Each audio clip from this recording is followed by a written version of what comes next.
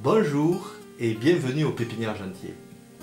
Avant de vous présenter nos techniques de production, je vais revenir sur l'historique de notre entreprise et répondre à une question que se posent souvent les gens quand ils viennent ici. Pourquoi une pépinière viticole à Sainte-Livrade-sur-Lot? Quand mon arrière-grand-père, en 1905, a acheté la propriété où nous nous trouvons, c'était une exploitation de polyculture élevage, comme il y en avait beaucoup à l'époque, qui comprenait des pruniers, bien sûr, puisque nous sommes dans la région du Pruneau d'Agen, mais aussi quelques vignes, des vaches, du tabac, des cultures légumières, des céréales, etc.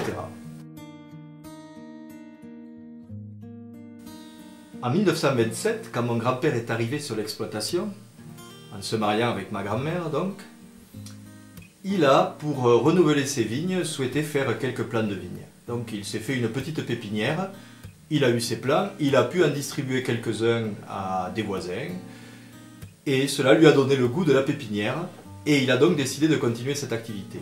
Il faut dire qu'à Sainte-Livrade, il y avait déjà les pépinières Père Bosse, qui depuis 1895 produisaient des plants de vignes. Nous avons d'ailleurs repris récemment l'activité de ces pépinières centenaires.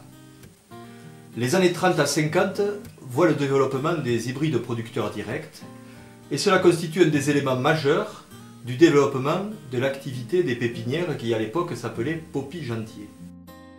À la fin des années 50, mon père, Robert Jantier, décide de revenir sur l'exploitation, sur l'entreprise, mais à l'époque il y avait encore à côté de la pépinière toutes les activités agricoles traditionnelles initiales, et il décide de développer cette pépinière et d'en faire une des activités principales de l'entreprise. Donc à partir des années 60, la production augmente, et en 1970, il débute une activité de production hors sol, ce qui constitue à l'époque une grande originalité, puisqu'il a été le premier en Aquitaine à réaliser ces productions. Il y avait auparavant quelques essais qui avaient été faits en Alsace et un petit peu avant en Allemagne. Cette production hors sol a été déterminante dans le développement de l'entreprise, dont l'essor a vraiment commencé à partir des années 75. Nous avons donc maintenant en parallèle une production traditionnelle de plants en pleine terre à racines nues et une production très importante de plants cultivés sous serre. Notre activité à destination des viticulteurs couvre la région aquitaine, une partie de Midi-Pyrénées et le sud des Charentes, comme vous pouvez le voir.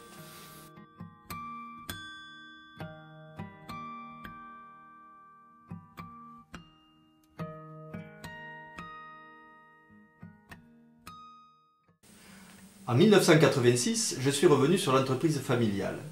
En 1992, nous avons démarré une diversification en créant notre marque Jardivigne à destination des jardiniers amateurs. Nous avons développé à ce moment-là une culture de plants de vignes à raisin de table en conteneur, de façon à pouvoir satisfaire tous les jardiniers de France et même d'ailleurs, puisque nous distribuons ces produits par le canal des jardineries sur la France métropolitaine, mais nous avons aussi une vente directe par catalogue et par internet qui couvre la France et les pays limitrophes. Ce sont ainsi plus de 60 variétés de vignes à raisin de table que nous sommes à même de proposer aux jardiniers amateurs. Notre clientèle viticole est constituée de viticulteurs indépendants ou en coopérative, mais aussi de châteaux prestigieux comme Château Yquem, Château Pétrus ou Château Aubryon, dont nous sommes les fournisseurs. Je vous invite maintenant à découvrir nos modes de production.